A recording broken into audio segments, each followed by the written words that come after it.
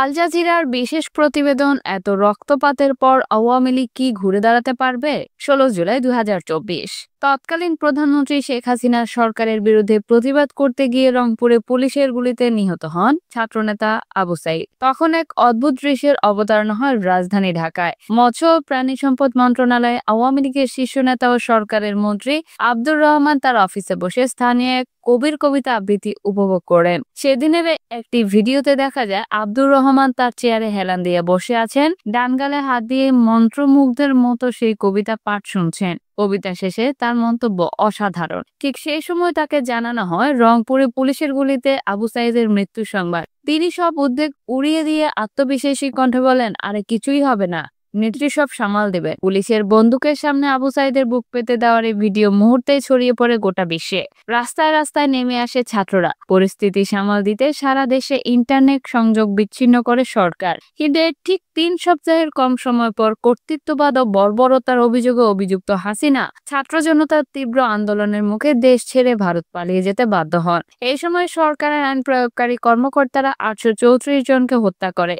নারী ও শিশুসহ আরো 20,000-এরও বেশি আহত হন। তীব্র গণ অভ্যুত্থানের মুখে 5 আগস্ট হাসিনা দেশ ছেড়ে ভারতে পালিয়ে যাওয়ার মাধ্যমে শেষ হয় তার 16 বছরের ফ্যাসিবাদী শাসন। এখন 5 মাস পর তার দলের রাজনৈতিক অবস্থান কি? বাংলাদেশের জন্মের আগে প্রতিষ্ঠা পাওয়া এই দলটি কি পুনরায় ফিরবে? স্বকীয় রাজনীতিতে দলের মধ্য ও নিম্ন স্তরের নেতাকর্মীরা কি আর বিশ্বাস করতে পারবেন শীর্ষ নেতাদের? 75 বছর বয়সী এই রাজনৈতিক দলটি কিভাবে মোকাবেলা করছে এসব? দলটির রাজনৈতিক ভবিষ্যৎই বা কি? শেখ হাসিনাকে অপসারণের 5 মাস পরও বিভক্ত আওয়ামী লীগ। কিছু নেতা ক্ষমা চাইবেন না বলে জানিয়েছেন, কিন্তু তৃণমূল আওয়ামী লীগ কর্মীরা দলের শীর্ষ নেতাদের কাছে এসবের হিসাব চায়। বিভক্ত দল আওয়ামী লীগের অনেক নেতা দায়িত্ব এড়িয়ে যাচ্ছেন।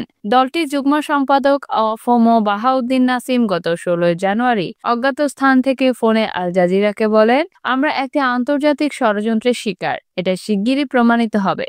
অবশ্য তিনি কাকে অভিযুক্ত করেছেন তা উল্লেখ করেননি। এ ব্যাপারে বিশ্লেষকরা মনে করেন নাসিমের এই ধরনের দাবিগুলো নেতৃত্বের ব্যর্থতা বা জনগণের অভিযোগের সমাধানে অক্ষমতার অস্বীকারকে তুলে ধরে।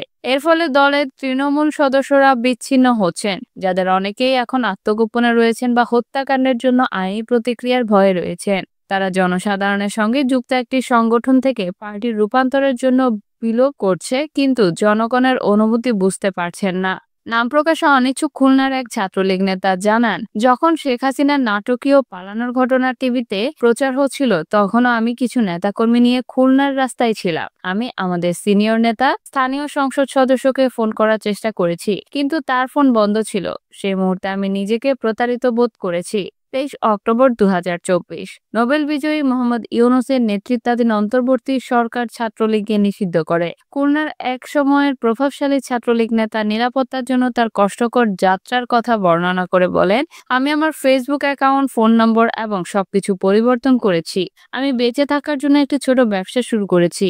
দল আমাদের ছেড়ে দিয়েছে। আমি আর কখনো রাজনীতিতে ফিরব না।